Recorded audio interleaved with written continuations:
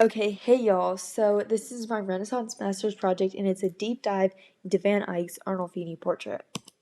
To start off with an introduction, a little bit of background, Van Eyck was a Netherlandish painter who developed the style of oil painting. His portraits are widely known to be religious subjects and made extensive use of religious symbols. And this is one of his most famous paintings. It could be of Giovanni Arnolfini, it could be of his cousin, we'll learn about that later, but it was made in 1434. And we'll learn about this other stuff later. Who's in it and what's happening? So there's been many speculations. The portrait is either to be of Giovanni di Arrigo or his cousin and his spouse, but it's most likely his cousin and his spouse.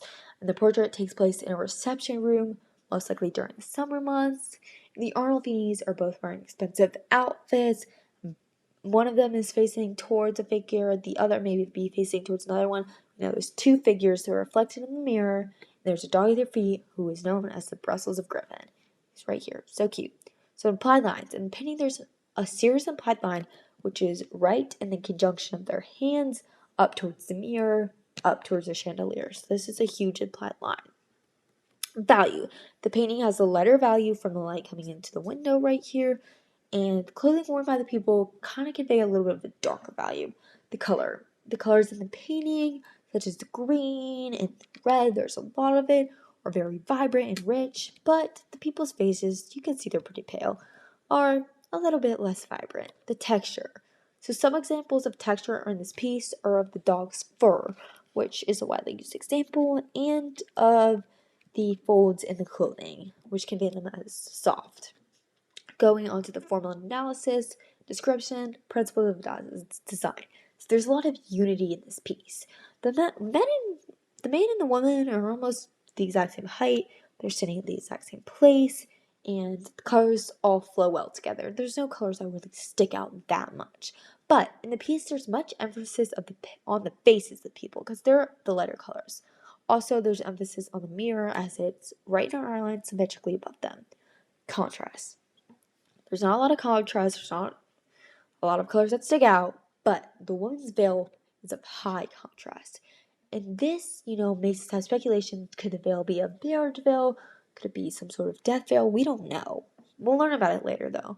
Scale is also represented, and it's represented because the dog is so tiny, but then the furniture is so large. So we get that scale and everything's up to proportion.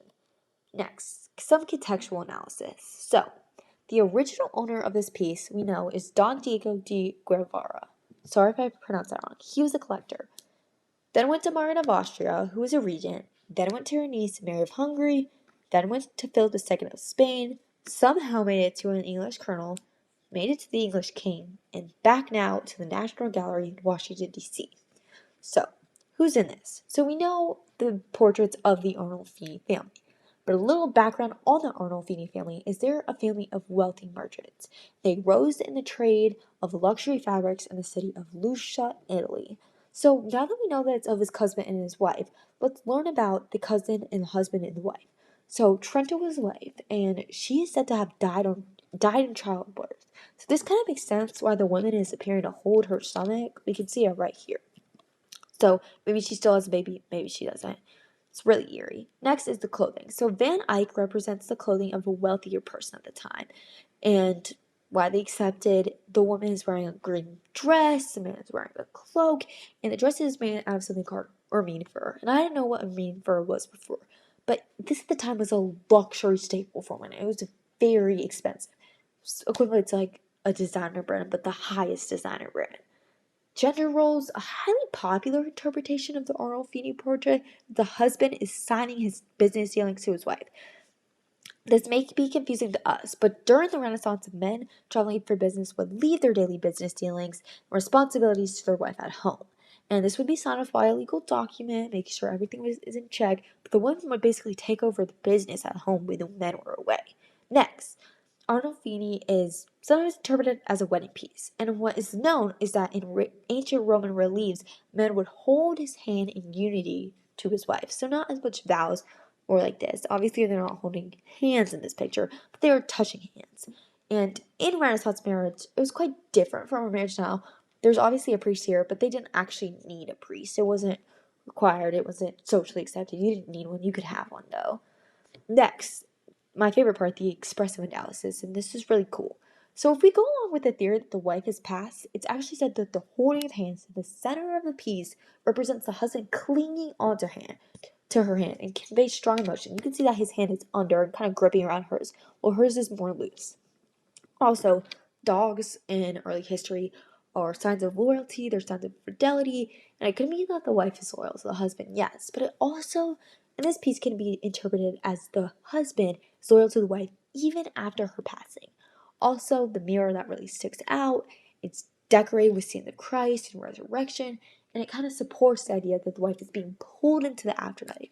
What also supports the idea that the wife is being pulled into the afterlife is the dog in the portrait, because dog in the portrait in ancient times was buried with women because they would supposedly guide them into the afterlife.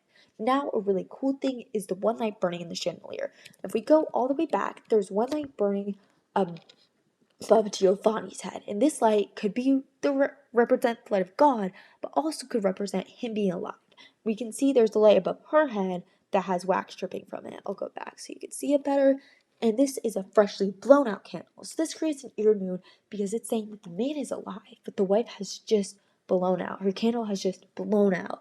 She has just essentially died.